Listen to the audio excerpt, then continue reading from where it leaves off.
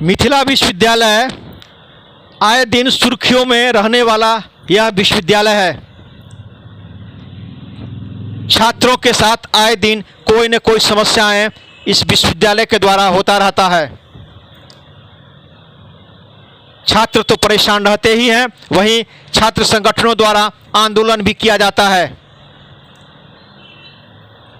एक नया मामला आया है। मिथिला विश्वविद्यालय का छात्र रूपेश कुमार, जो सीएम साइंस कॉलेज का छात्र है, बीएससी सेकेंड पार्ट में इसने परीक्षा दिया था,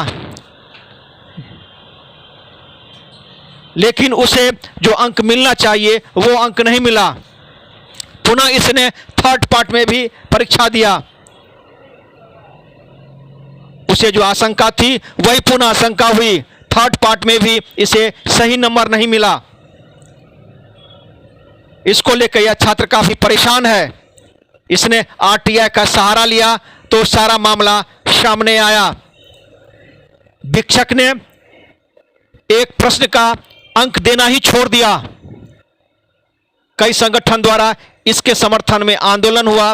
तब विश्वविद्यालय प्रशासन जागा, अंक तो जोड़ दिया, लेकिन वह छात्र अभी भी उस अंक से संतुष्ट नहीं है। इसका कहना है कि मिथिला विश्वविद्यालय पैसा लेकर टॉपर घोटाले का खेल भी खेलता है।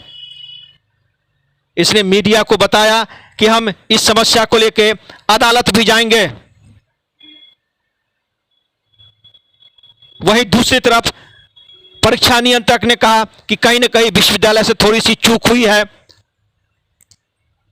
छूटे हुए अंक को जोड़ दिया गया है। विश्वविद्यालय स्तर से रिवैल्यूएशन का कोई प्रावधान नहीं है। राजभवन द्वारा इस संबंध में एक पत्र विश्वविद्यालय में आया हुआ है। छात्र काफी परेशान है। अब देखना यह है कि इस छात्र का अगला कदम क्या होता है। आप स्वयं सुने उसने क्या कहा। दरभंगा दर्शन से मनोज झा। बताइए कि क्या हुआ है आपके साथ। देखिए, यहाँ पर मैं Rupesh Kumar Mishra CM science college का छात्र हूँ। मेरे साथ ललित नारायण मिथिला विश्वविद्यालय में पिछले वर्ष डिग्री 2 का जो रिजल्ट आया था उससे असंतुष्ट होकर जब मैं आरटीए किया तो उसमें जो है सो कॉपी में देख रहा हूँ एक प्रश्न जो 15 अंक का था उसका मार्किंग छोड़ दिया गया था और साथ ही बाकी के सारे प्रश्न पे मनमर्जी से अपना अंक दे दिया गया था। उसके बाद जब इस संबंध में जो है सो विश्वविद्यालय के प्रशासनों से जब बात हुई तो उन्होंने कहा सिर्फ छूटे हुए अंक पर प्रश्न के उत्तर पर मार्किंग किया जाएगा और 15 अंक वाले प्रश्न का छूटा हुआ था उसमें 12 अंक दे करके रिजल्ट दे दिया गया और बाकी जिस पे एवरेज किया गया तो उस पर सवाल हुआ तो बोलते हैं बिहार में ऐसा कोई सिस्टम नहीं है जिसमें कॉपी का पुनर्मूल्यांकन हो, जिस पे जो नंबर दे दिया वो एग्जामिनर का लास्ट डिसीजन होता है। तो खैर जो कुछ उस बार 6% बढ़ गया, मार्क्स आ गया। इस बार फिर मैं डिग्री 3 का एग्जाम दिया। उसके बाद इसमें जो रिजल्ट आया उससे असंतुष्ट होकर मैंने फिर एक बार आरटीए किया। तो आरटीए में देख रहा हूँ एक 5 नंबर जो कॉपी आया बाहर, उत्तर पुस्तिका बाहर आने के बाद कुल दोनों वर्ष मेरे को 8,000 रुपये खर्च हुआ। तो उसमें देखता हूँ कि 5 नंबर का जो एक प्रश्न था उसका मार्किंग करना छोड़ दिया गया। फिर जैसे पिछले वर्ष किया गया था 15 नंबर के प्रश्न का मार्किंग छोड़ दिया गया, तो वैसे ही। और बाकी के 20 नंबर के जैसे सारे प्रश्न होते उस पर मनमर्जी से 13, 13, 13, 14, 14 करके दे दिया गया। फिर अगर पूछे इस बार जो सर जब सारा सही है तो इसमें मान लीजिए 13, 14 करके क्यों दिया गया है, तो बोलते हैं ये एग्जामिनर का मन है, ये उनका जो मन होगा ये लास्ट डिसीजन होता है, इस पर आप नहीं कर सकते, आप सिर्फ जो छूटा हुआ अंक है उस पर आपका अंक जुटेगा। तो बस यही हुआ। तो अभी जो इसके लिए आज 1 महीना इससे पहले आंदोलन भी किया गया था। तो 1 महीने के बाद जब हम आज मार्कशीट मेरा अपडेट हुआ है तो उसमें देख रहे हैं कि सिर्फ 4 नंबर जोड़ के मेरा जो है सो रिजल्ट जारी कर दिया गया है और विश्वविद्यालय अपनी गलती स्वीकार नहीं कर रहा है और इसके लिए जो है सो हमको अभी मार्कशीट मिल गया है। तो यही मेरा अभी हम इस चीज़ से असंतुष्ट है, बिल्कुल हम पूरी तरह संतुष्ट नहीं हुए। इसके लिए अब हम विश्वविद्यालय प्रशासन के खिलाफ न्यायालय के लिए बढ़ेंगे, यहाँ से हाई कोर्ट जाएंगे। क्या असंतुष्ट है, क्या असंतुष्ट है? असंतुष्ट ये है कि मेरा पूरा पेपर सही है तो यहाँ पे पूरा कॉपी देखने के बाद उत्तर पुस्तिका देखने के बाद स्पष्ट हो रहा है कि यहाँ पर टॉपर घोटाला हुआ है। ये इससे पेपर से पूरा क्लियर हो रहा है कि हमें टॉपर से वंचित किया जा रहा है। ये पेपर देखने से साफ पता चलता है कि मार्किंग जिस तरीके ये साजिश के तहत ये संयोग नहीं हो सकता है कि लगातार 2 वर्ष एक ही छात्र के साथ ऐसी घटना घटित हुई है।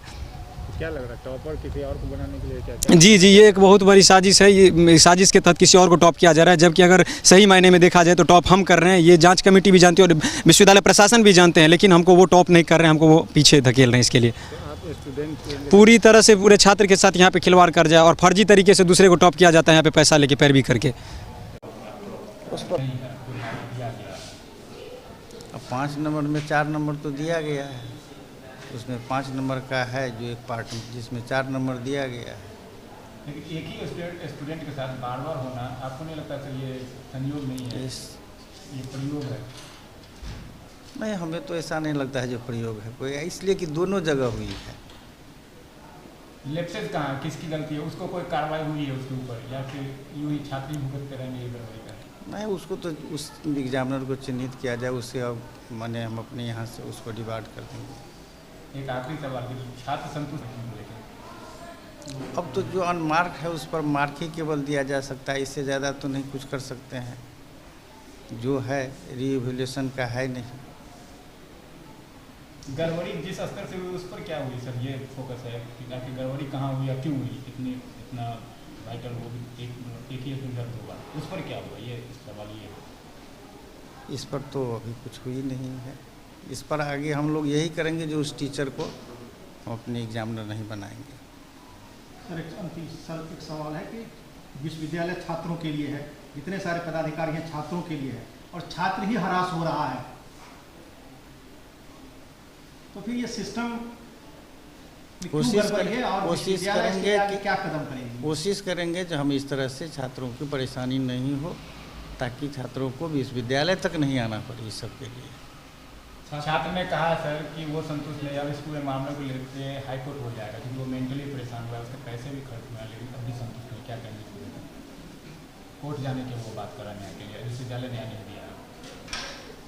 इस विषय में अब मैं क्या आगे कह सकता हूँ। 13 उसने कहा कि 20 में से 13-14 नंबर दे दिए गए हैं। अगर उसे ज़्यादा नंबर मिलते, जैसा कि उसका दावा है कि उसने लिखा है, तो वो टॉप करता। तो उसका कहना है कि यहाँ टॉपर घोटाला भी होता है, जानबूझ के किसी छात्र को टॉपर कराने के लिए ये किया जाता है, ये उसका आरोप है। नहीं, ऐसा तो कोई ऐसा नहीं है मेरे नज़र में।